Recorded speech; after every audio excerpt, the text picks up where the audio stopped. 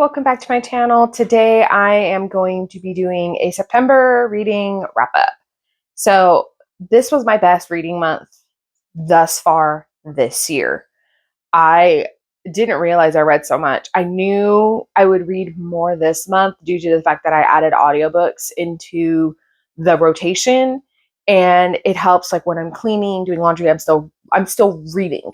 So I read 20 books this month. The most I've read, I think, was like 17 or 18. I read 20. And I updated my reading journal today. So I read 8,570 pages. That is also the most pages I've read in a month this far.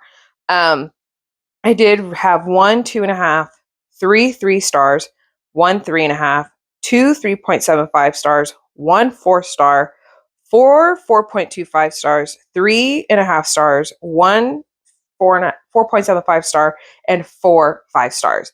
3 of them were contemporary romance, 2 was a dark romantasy, 6 were romantasy, 2 were oh my gosh, 2 are monster romances, 1 is a retelling, 4 were paranormal, 1 was a sports romance, and 1 was a paranormal romance. So I feel like I did very good this month. I mean, I think adding the audiobooks really helps because there are books that I really want to read that I can get free on Hoopla. So I might as well audiobook them and get more reading done while I'm cleaning. The first book I read for the month of September was Wild Eyes. I love this book. I have been thinking about this series. I think because Wild Card finally came out and I can't buy it because I'm on a book buying ban. So I keep thinking about it. And I think it's the last book of the series. I don't think she's going to do another book. But this is the very first Elsie Silver series I've ever read. And I am loving her writing. And I think she's going to be one of my new favorite contemporary authors. In this one, we follow West and Skylar. West is the brother of the girl from the first book. And Skylar is a singer. And she's trying to get to the record studio in his town from his best friend that his sister is with. Yeah. And he catches her on the side of the road trying to take a picture with a bear, a video with a bear, whatever. And he absolutely loses his mind. And he has been obsessed with her music, but he doesn't want to tell her. And they spark a friendship. And their love story was beautiful. It was funny. And with his kids are great. I love them. And I loved how she got really close with Oliver, his son.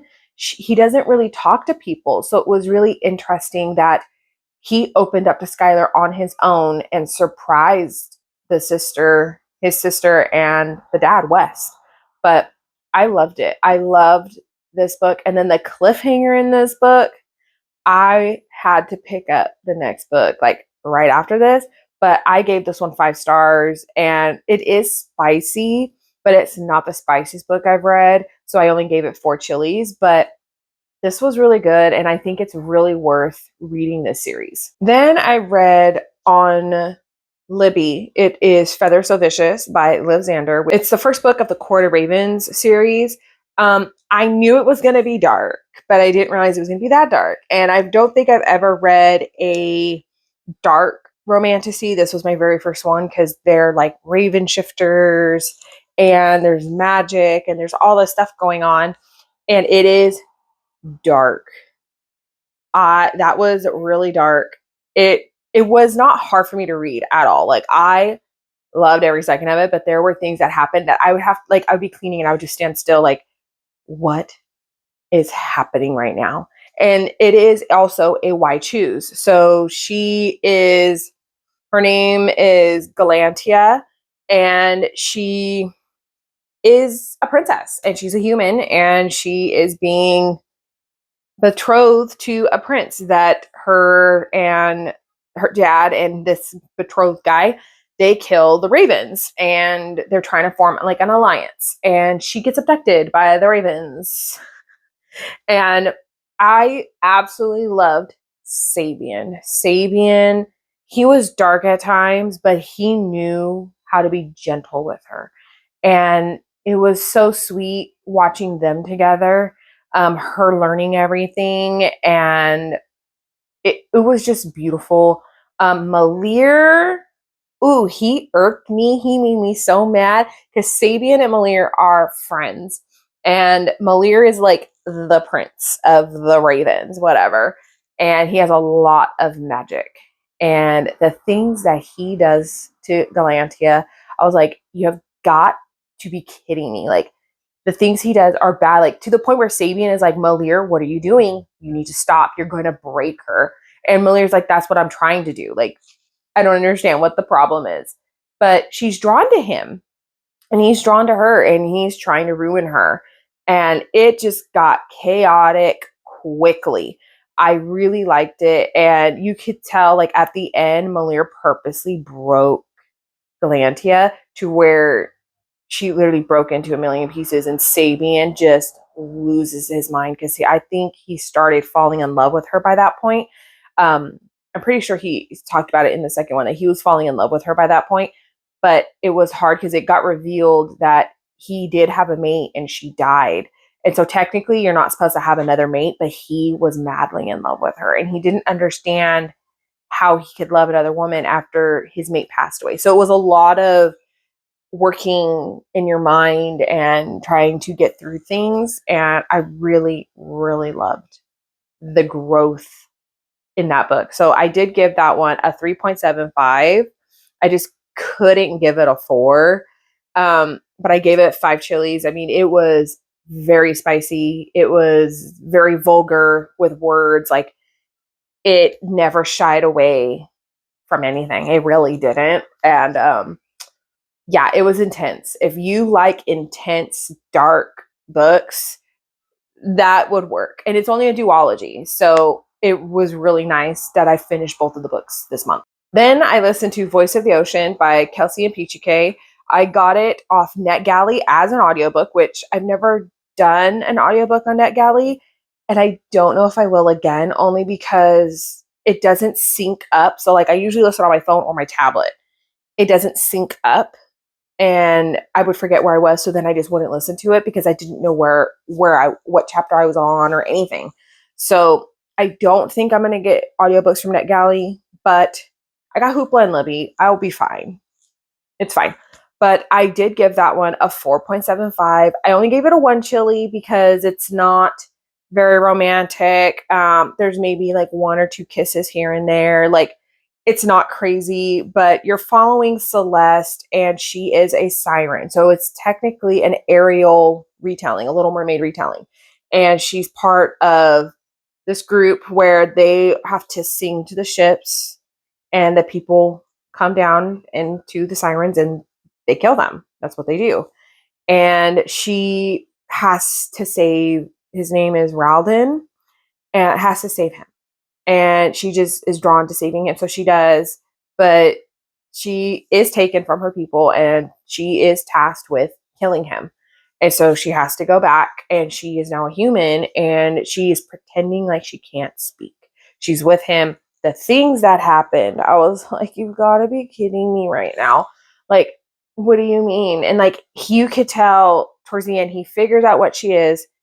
He did some pretty horrible things and he just wants her to forgive him. And I'm like, dude, you're going to have to grovel so hard in order for her to forgive you. Like, there's no way she's going to be able to forgive you unless you grovel.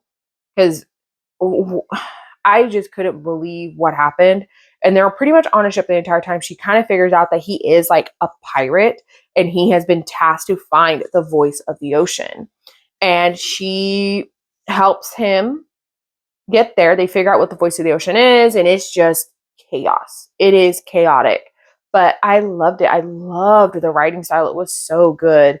And I really want the second one to come out. I know it's going to take time, but man, that second one's going to be good. And I don't know if it's only going to be a duology or if there'll be 3. I don't know, but I am so ready for the next one. Like, it's not even funny. Then I read Shadow So Cruel, which is the second book in the Court of Ravens by Liv Zander, which is the end of the duology. I gave that one a 4.5. I gave that one 5 chilies again because, mind you, it is a dark romantasy. It is a why choose. It is so damn sad at the end. I cried. I couldn't even clean. I just stood in my kitchen and cried, and my husband just stared at me like, what is happening? The ending was so sad. The growth from Malir was astronomical. I just absolutely loved how much he grew, and it was written beautifully. It was written beautifully. He had such big growth, and I just absolutely loved the end. Sabian will have my heart forever. He makes me think of Liam from Fourth Wing. Like, it was beautiful.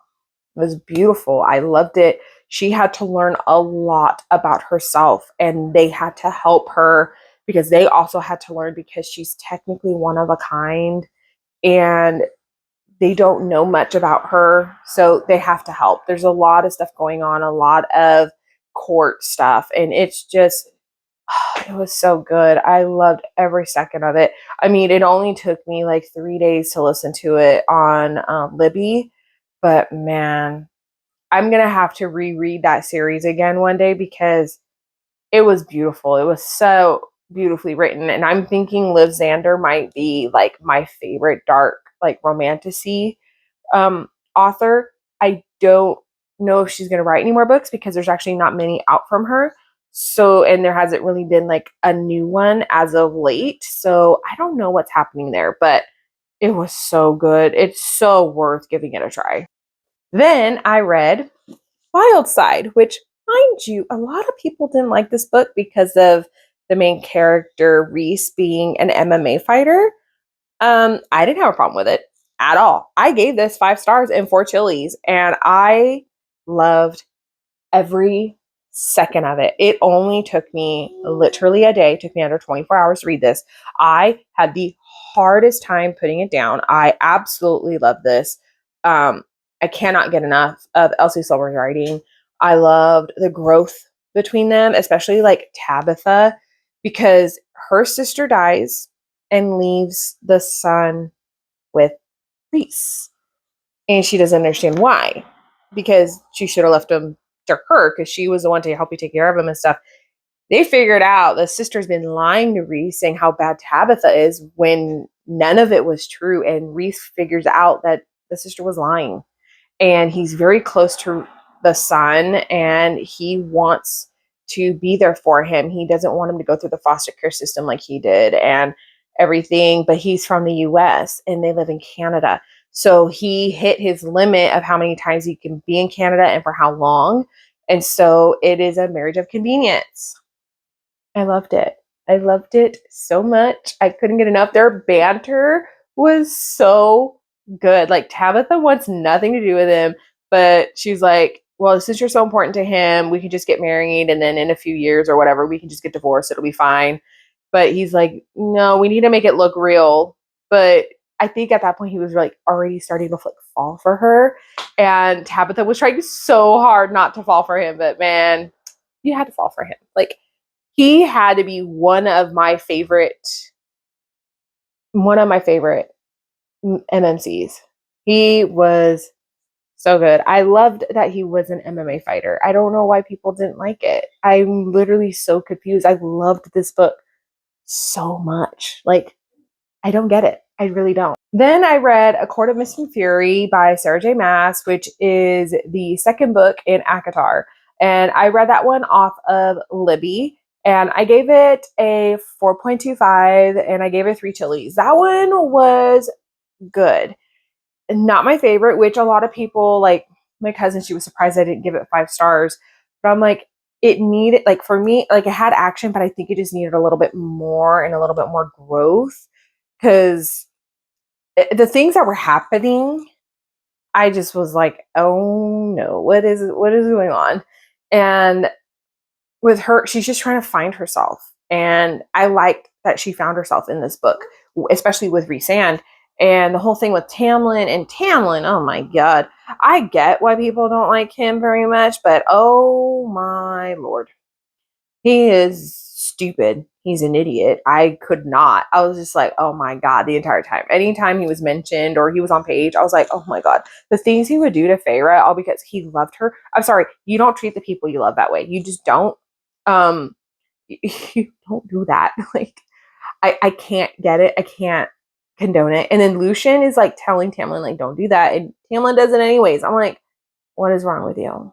Like, literally, what is wrong with you? Like, I just don't understand. But it was good. I really liked Rhysand and Feyre, finding each other. That was really good. I did really like it. And you learned a lot more about the politics and the court and all that stuff. And I really liked it. And this is when we get really introduced to Morgan, Amryn, Cassian, Azriel. Like, we really got to see them more, and we learned about the court and how things work, and she's learning about her abilities and everything. And I really like that this was like her growth book, and I do really appreciate it for what it is. It's just not my favorite book of the series. Then we have A Soul to Keep by Opal Rain. Oh my God, this is my very first monster romance probably that I've ever read. Like, I've had like alien romances and stuff like that, but this is my first like true like demon monster romance. And I listened to this one on Libby for free, and I gave it 4.5 stars, and I gave it 5 chilies. It is spicy. It is very spicy. I absolutely loved this storyline. Like, they're like no other. I can honestly say I will read everything Opal Rain ever writes. Like, oh my God, she has become one of my favorite authors. I love the explanation of the monsters. They're demons. They're called Mavka, and they don't have faces. They are born. Well, they're not born. They're just manifested type of situations in a way, and they're just black blobs pretty much. Like, they have the shape of a human, but they're like small, but like they don't have hands. Like, they have hands but no like fingers or stuff like that. What they eat is what they turn into. So his first animal that he ate was a wolf, so he has a wolf skull as a face. So they don't have mouths, but they have tongues. Interesting. And then he did eat like an antelope, so he has antelope horns coming out of his head. He has fur on his body up on top like a wolf, and then the rest of his body is like antelope fur. And like, he has like actual feet in a way. He has fingers, but they're really long fingers. And his rib cage, that was the coolest part, was his rib cage. You could see his ribs, and the skin is like attached to them. The more humans they eat, the more humane they look, the more human they look, the better their feet become. The more they understand things, the better they can talk and everything. Like, it's insane. The way this was done was amazing. And the girl, her name is Rhea. She is given to Orpheus, because every 10 years, this town, he comes and he takes a willing person. It could be man or woman, it doesn't matter. And he bestows a spell on that land for 10 years that they will be safe from demons. And he just wants a companion. He had a companion for about 5 years, and they left him. And he became lonely, and he has been wanting a bride. He's been wanting a companion. He wants somebody to live with him. He has a house and everything. He has a garden. He has all these things for a person, and he wants a person. But they don't last very long, because either other demons kill them or they run off and then they die, and it's a whole thing. Or like, if they bleed, he himself, Orpheus, will go feral and end up killing them on accident, because he can't control his demon, abilities. He can't control it. It's really interesting the way it works. And that Rhea is not scared of him, because he can smell fear. He takes her to his house and everything. She does try to leave once. That ended badly, and she goes back and she realizes, like, you know what, she does want to stay with him. And she's like, why do I want to stay with him though? Like, he's like a demon. Like I why do I want to stay with him? Well, they grow very attached to each other. And the way that his body works, because she rubbed up against him one time and she's like, okay, so he doesn't have, male parts. He doesn't have that. He does. It's inside. it's like they call it a sheath. I don't know. It's inside. It comes out and it has other things that come out with it. And yeah. Yeah, it was interesting, very descriptive. I loved every second of it. I mean, what does that say about me? That I love these monster romances that are just completely unhinged. I don't know.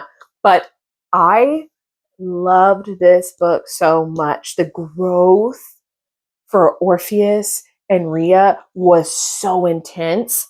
It was amazing. I absolutely loved it. And on Libby, and it was like this on Hoopla, the girl and a man, and so it's a man and a woman, they do their own parts, but when you're in the woman's POV, the male will speak for his parts, and same vice versa. So I was like, oh, I'm really loving this. And it's the same way on at least the second book that I've read, and I read that one on Hoopla, but it was so good.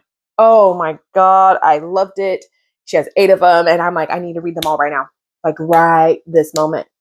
Like I can't get enough. Like I can't get enough. I loved it. Then I read A Curse So Dark and Lonely, which is the first book of The Curse Breakers by Bridget Kemmerer. I don't know how to say the last name. But I gave it 4 stars, 1 chili. It's supposed to be a Beauty and the Beast retelling, but it's different. So the guy's name is Ren, and he's the prince, but he has a captain with him named Gray, and they're like best friends. They've been with each other for like 350 cycles. And in the original Beauty and the Beast, you know, the house inside, like the pots and pans, all that, they're people. In this one, that's not like that at all. Like it's not like that. It's literally just him and Gray this entire time. They've been trying to capture women from United States to bring to see if they can fall in love with Ren. And one day she's in Washington, D.C. That's where she lives. And she sees a man trying to take a woman, and it happens to be this Gray guy. And she gets in the middle and is accidentally taken to this land that it's like an alternate reality type of situation. I don't know how to explain it. And she doesn't necessarily fall in love with him, but she understands what he's doing. And he's honest about the curse and everything. Like he can tell her. And they're able to go to like the town, and she wants to help them. So then he decides, you know what, I need to help them too. So she's helping him grow as a person. She does go home for a little bit because the brother like is in a money bind. So Ren gives her like coins and stuff and takes them. And she was only supposed to be there for like 24 hours, and Gray was supposed to get her back, but Gray didn't show up. So she was there, I think, almost a month before Gray came back and got her. But a lot of other things happened along the way to where the brother and the brother's boyfriend has to go with her. That was a whole thing. But it was good. I liked the magic aspect. I like that he doesn't turn into a beast. Like he's not like a beast at all times. He is a person, but at the end he will turn into a beast, and he just is like he can't function. Like he doesn't even know who Gray is, nothing. And he does turn into a beast at the end. And the way that worked out was just the way he was explained. It was just amazing. I loved it. I couldn't get enough. I loved this book so much, and the way it ended, I'm like, what do you mean? Like, is this supposed to be a why choose? Because I feel like it's supposed to be a why choose, but how? How? Tell me how? Because I don't know. I don't know. I don't know how this is supposed to work, and I need to. There's 4 books, and I really need to continue on because I need to know what happens. Because the way it ended is just not okay. Then I read Sword Heart by T. Kingfisher. I gave it 3 stars and 2 chilies. I probably should have DNF'd this book. It was very mid, and I struggled in this book. I really just didn't care what happened. I just don't think T. Kingfisher is for me. I did try to read Hemlock and Silver by her. I only got to like page 15 and I couldn't do it. It almost took me an hour to read those 15 pages. Like I just would zone out. I had that hard time with him Sword Heart too. The writing for me is too flowery. It's too flowery. it just doesn't grab my attention. And the things that are like high stakes to me are not technically high stakes. It might be high stakes in her world, but what I've read past, it's just not high stakes. I don't know. I just felt like the travel kind of was weird. I didn't like it. Um, if you like flowery writing and not as high stakes, I would say give it a try, but it just wasn't for me. Then I read Risky Rewards by Jen Bear, which is the second book of the Shady Spirits series. I gave it a 2.5.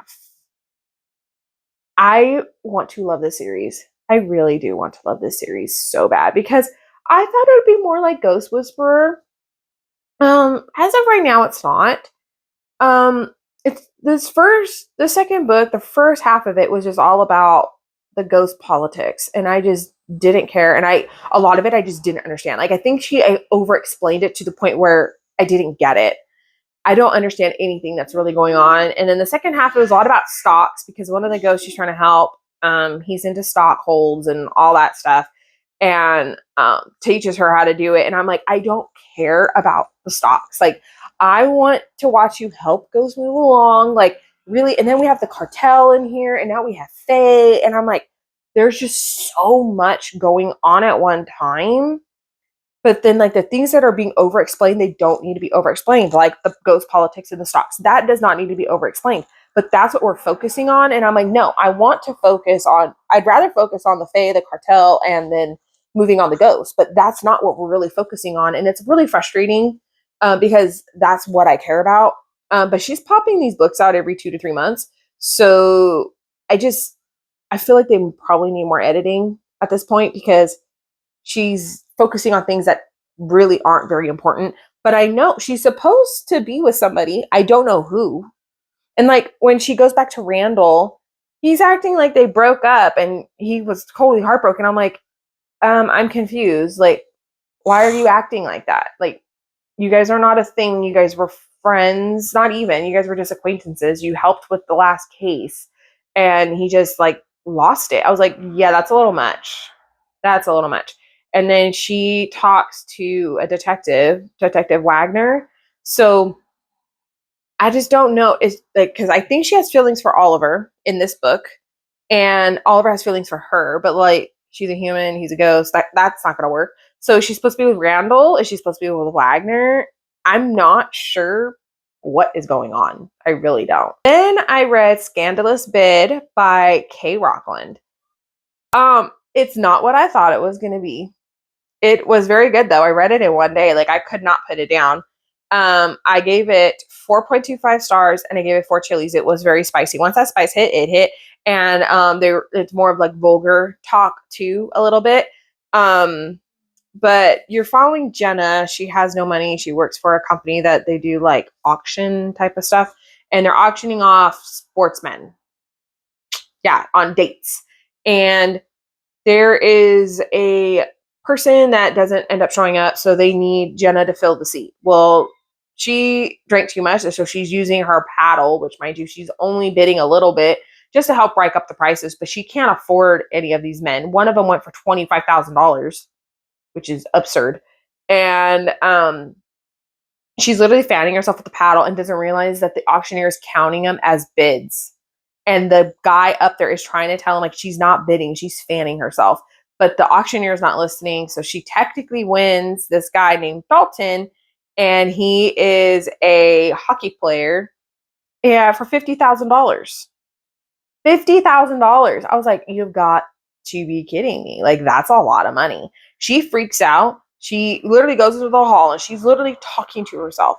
Somebody hears her and is trying to talk to her, but she's completely like avoiding it, goes up to the table to explain, like, hey, I wasn't meaning to bid. I was fanning myself. He can go back up there or whatever, but I'll give you that $2,000. Like, that's like the minimum you pay is $2,000. But when she goes up, he's already paid for full price, $50,000. Somebody paid for him. Well, figures out it's Dalton, the guy. He heard her talking to herself because she was like, if I do that, I have no money for rent. Like, she has no money. And he just convinces her to go on a date with him for publicity. But like, her face is never shown.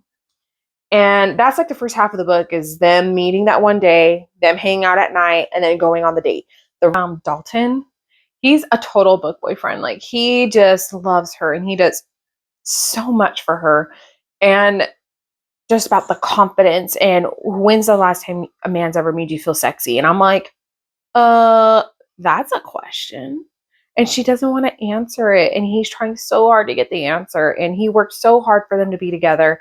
I just loved it. It was beautiful. I really liked it. I liked the growth. I liked everything. Like, I just really liked it. The only thing, it's considered a sports romance, but he never really talks about hockey, like, ever. He never talks about it. You never really see him play hockey.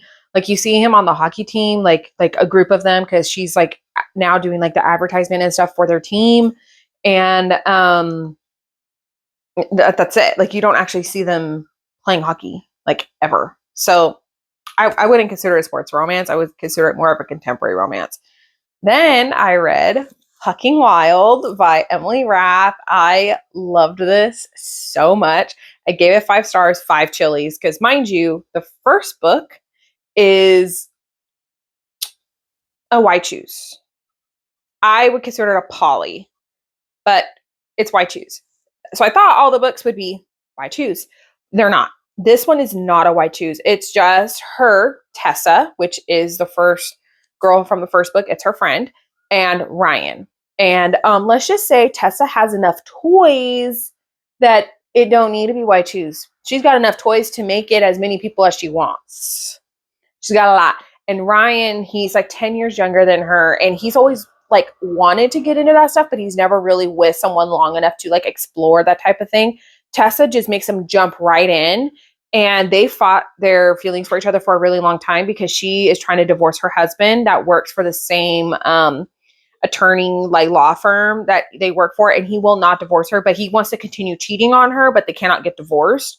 And she can be with women as long as it's not a man, because then that will really irritate him, which that irked my nerves. Like, I was so mad. I'm like, she should be able to be with whoever she wants to be with. Like, you guys need to get divorced. She's been trying to push a divorce, and then in this book she's trying really hard to push it. Towards the end she finally gets what she wants, but her and Ryan team up and finally push through. There's a lot about hockey. You see a lot about the last couple, the 4 of them from the first book. They're very heavy in this book, and I think I know who the next book is going to be about. I really hope it's about them, which it would be 3 people, so it would technically be another why choose.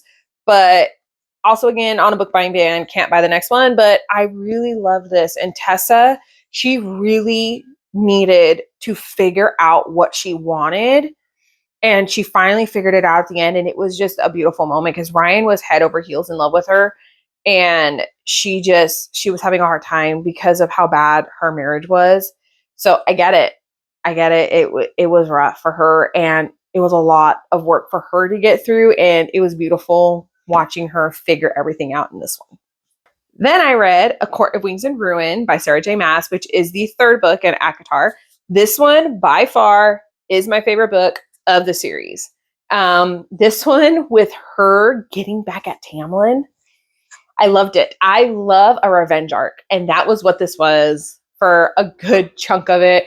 And everything was just so damn good. I loved it. I loved her and Rhysand and how they were figuring everything out, and it was just so good. And I love learning more about Cassian and Azriel and Morgan and Amryn, and then with Elaine and Nesta, like learning everything going on with Lucian and everything. Just the whole world is amazing. And I can't really divulge much because it's the 3rd book, but it was good. This was a revenge arc, and it was done beautifully.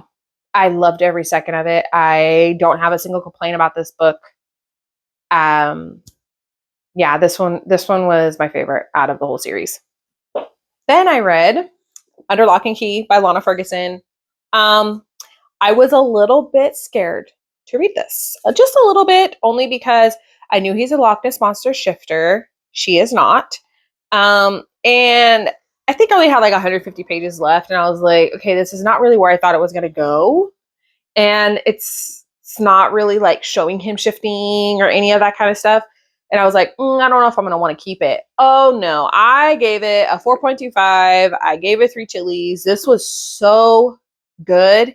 And the way a normal shifter romance works is not how this one worked. And I loved that it was different. It was different, and that they had to team up and figure out things together. And they worked together so well as a team. And I loved how they did the games, and that she was like the princess, and whoever won had to get a kiss with her. And he was like, oh, no other man is going up there and kissing her but me. And he has to wear a kilt the whole time. Hence, yeah, loved it. Loved it. I loved the writing style. It was very easy to read, and it was funny, silly, goofy, fun time. I really loved it, and I really want to read more from Lana Ferguson. I've seen some of the other books, and I've seen them, and I've been like interested, but this is the one that I wanted to read first, and now I need to read the rest. Well, then I continued on in ACOTAR, and I read A Court of Frost and Starlight. Court of Frost and Starlight. There we go. It's 3.5 in the series, and this one I only gave 3 stars. It was kind of a disappointment after the last one. I read it very quickly because it's not very big. It's a novella, but it was just silly, fluffy, like Christmassy themed. Like nothing really happened. There wasn't really any character growth. There no action happened. Like in all honesty, I didn't really understand why she wrote the book. Like it doesn't add anything to the series for me at all. And while looking back, I'm like, I don't even know why it was written, why I read it. Really, it just wasn't for me. I mean, it explained a few things, but that could have just been done in the actual series instead of in a novella. Like I just don't think we needed it. Then I read A Soul to Heal, which is the second book of the Duskwalker Brides series by Opal Rain. This one was better than the first one, which that's saying something because that first one had me by the throat. Like I loved it. And this one, I think because he doesn't know anything. Like he knows nothing about humans. He just knew, because meeting Rhea in the first book, he really wanted a bride. He really wanted a human too to take care of. And Rhea is just trying to help him. And mind you, these Mafkas do not have names until they are given one. So in the audiobook, he's nameless. It literally says nameless because Rhea won't give him a name. And she's like, no, being given a name or giving somebody a name is very important. And I don't think that is what I'm supposed to do for you. I feel like somebody else is supposed to name you. So I will not be naming you. But she's taught him like you need to build a house. You need to do this and all this stuff. And he's already building a house until a woman literally falls on him. This woman, her name is Delora. And she killed her husband and her husband's lover while they were doing it because she caught them doing it in her house. And she just saw red and killed them. And the town, instead of just putting them in jail or whatever, they tossed her into the Vale where all the demons live. She literally fell on top of Nameless. And yeah, it was so funny because she's like messed up and he figures out how to heal her. And she really thought that he would have eaten her, but he was like, no, I really want to take care of you. And they spark up like a friendship. And she immediately gives her soul over to him because she just doesn't care. She doesn't care. And they immediately know something's not right with her soul because it's black. Because Rhea's soul is not. You can see the souls. So that was really interesting too. I really liked that. But he takes her back to the house and starts like teaching her things. And it was so freaking good. I loved it. And I loved the spice. The spice was hilarious. I was dying laughing because then she ends up pregnant with a Mavka, but they're only pregnant for a month. So she has the baby and it kind of looks like a baby, but it's all black. There's no eyes, there's no nothing. And she's scared of him at first, but then she realizes like, you don't need to be scared of him. And well, that's what she says, they, because technically Mafkas do not have a gender until they eat a human, and whichever human they eat first, they get that gender. So technically the baby has no gender. So it's a they, which is cool. I really liked it. And every now and then, whenever they would say that, I'm like, wait, who's they? And it took me a second, but I gotta get used to it. So she has the baby. They fed it a rabbit. So he has a rabbit skull, but the skull's too heavy and it drags the skull on the floor. So he gives the guy, mind you, she named him by this point. His name is Magnar. And he was so excited whenever she finally named him. He just started like jumping up and down with joy. And he's like, I have a name. And I'm like, this is the funniest thing ever. Like, it was so freaking cute. And he really wanted to give the baby like more strength. So made him eat a demon to get more strength. And he just started growing exponentially. So the more they eat, the faster they grow. Well, then he got a deer carcass and he completely grew to like however big he needed to be. So he has the rabbit skull, but he also has deer like antlers and fur at this point. But he still cannot really speak because he hasn't had a human yet and all that stuff. So now he needs to venture off and do his own thing. But watching Magnar and Dolores relationship was so freaking cute, and the confusion on both their ends, and it was just funny. I was laughing, and like the dedication for these books are some of the best dedications I've ever seen. Like, they crack me up. I need these books in my possession because I feel like these books are perfect for like if I'm not having a good day or something, just open one of these books and I'm gonna start cracking up laughing. And I just can't get enough. I can't get enough of these books. And I'm so glad I have 6 more. And then Opal Rain has more series kind of like this. And I am so excited to read them. So I did get caught up in the Shady Spirit series by Jen Bear. I read Phantom Pursuit, which is the 3rd one. She has the 4th one coming out sometime this month in October. I don't remember when, but this one was better than the second one. I gave this one 3 stars. The other one only gave like a 2.75 or a 2.5. There's no spice in any of these books, like none. I know there's a romance coming. I just don't know who it's with. Like, I'm so confused because so much is going on. So she has Oliver, the ghost, that's helping her along the way. Her name is Enid, which I don't really like the name Enid, but I didn't name the character. With Oliver, and I know she likes Oliver, and Oliver likes her, but he's a ghost. She's a human. I don't know how that's supposed to work. Also, is she supposed to be with Randall? But I thought Randall was younger, like around her age. But then they kind of mentioned he's like a fatherly figure. But in this book, he kind of like hit on her in a way. So I don't know if that's supposed to be a thing. And then there's Detective Wagner. I'm like, is she supposed to be with him and like help him solve cases with ghosts and stuff? Like, is that what's supposed to be a thing? And then there's the cartel guy that he's kind of like always there with her too. And now I'm really confused. Like, there's 4 possible interests. Maybe I'm looking too much into it. Maybe there's only Oliver. I don't know. I just think that I just want a romance to happen so bad that I'm just like, maybe it's him. Maybe it's him. Maybe it's him. I don't know. But like, her mom is in this book and she drove me up the wall. Why Enid is always the problem is beyond me. This mom hates that she could see ghosts, that her daughter could see ghosts. So she's like, can't you just stop? She's tried that. The ghosts don't leave her alone. It's not like she cannot see them. She has to pretend that she can't see them, and then they figure it out, and then they don't leave her alone. And then they still have all the ghosts, like politics going on. That was a whole mess. And that she is told by them that she needs to find out what ghost is murdering other ghosts. She figures it out. Thank God. But that was the ending with her figuring it out was so freaking cool. I loved it. I loved that the ghost is like, she's fighting a ghost and he's getting more and more angry and he's getting bigger and bigger and bigger. And she says that he almost looks like an ogre. And that explanation was so cool. And everything going on around that was neat.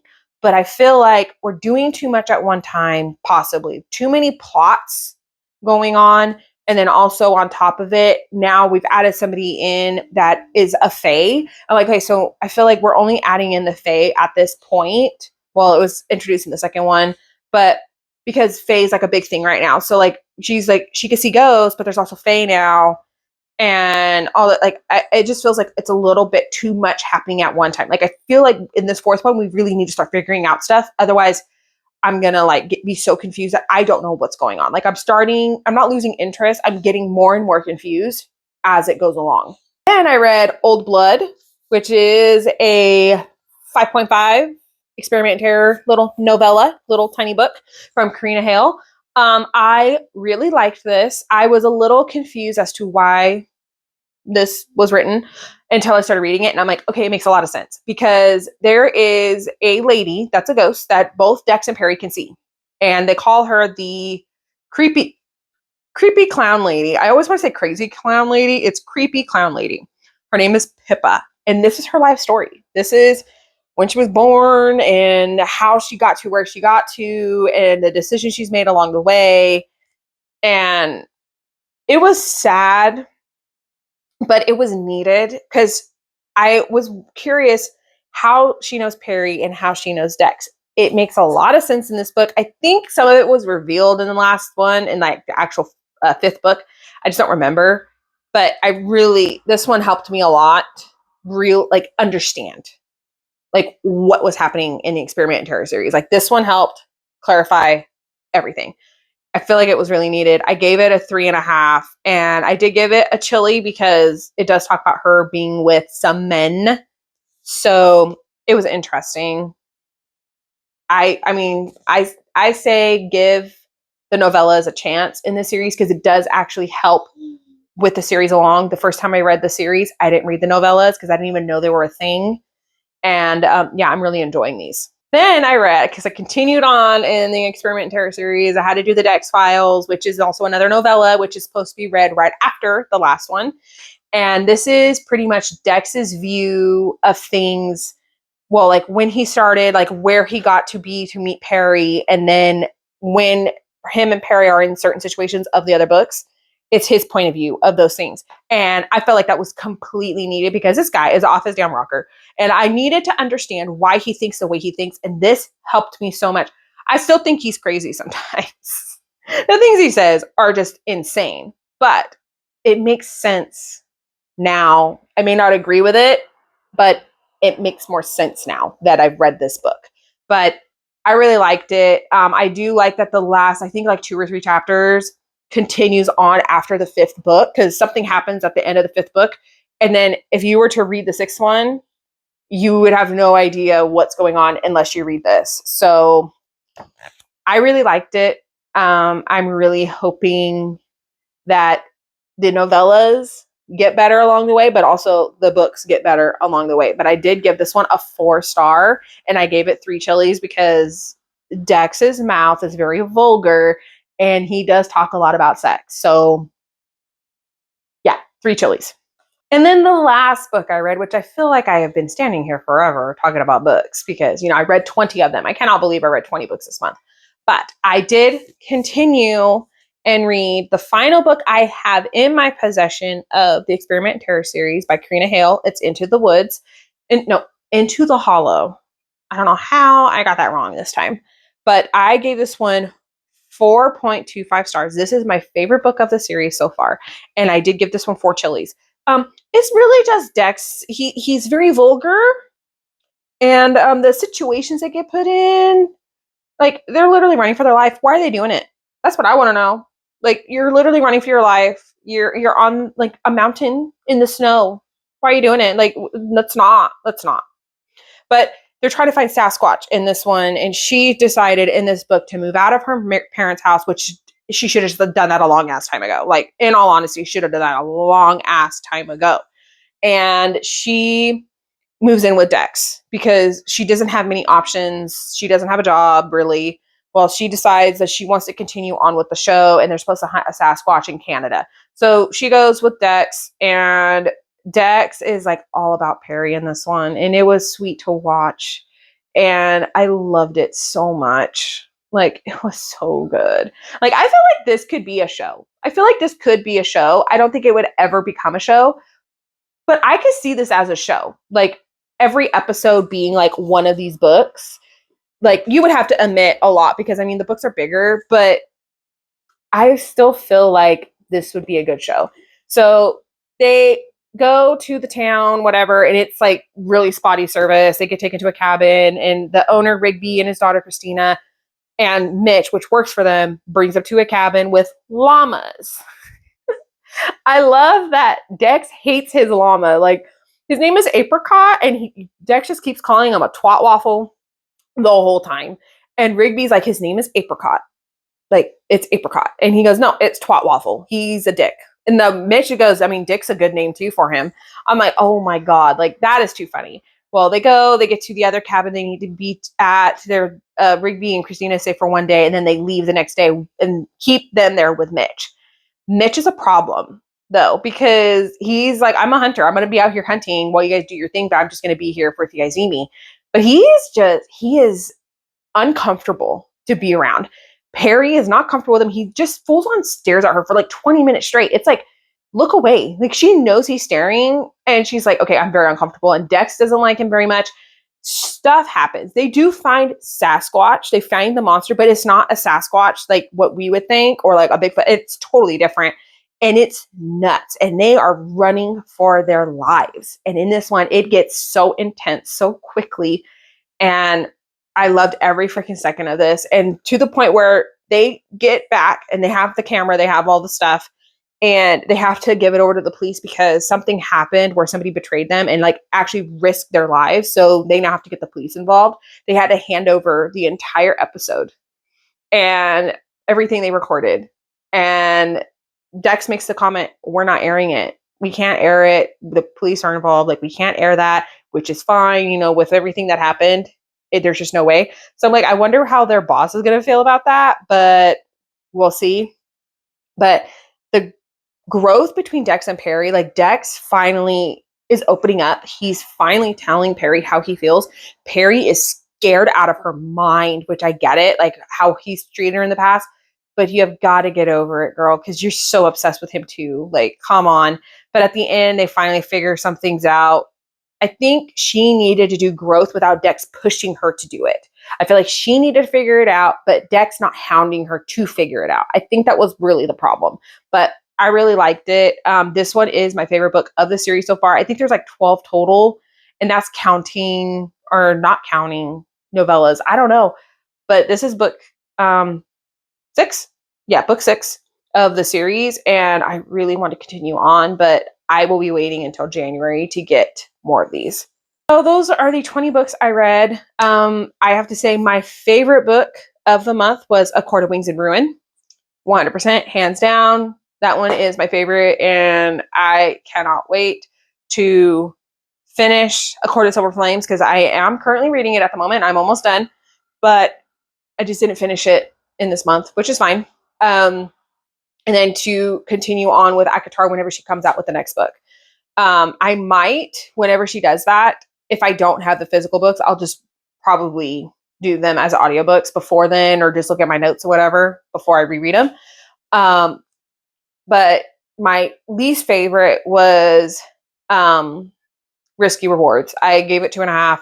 It's the second book of the Shady Spirit series by Jen Baer. That one was my least favorite. I had to physically like make myself read that, but like I felt like I was like drudging through a swamp and I just couldn't get through it. I finally did, but was that book needed? No. I can honestly say it wasn't needed, but I didn't write the book.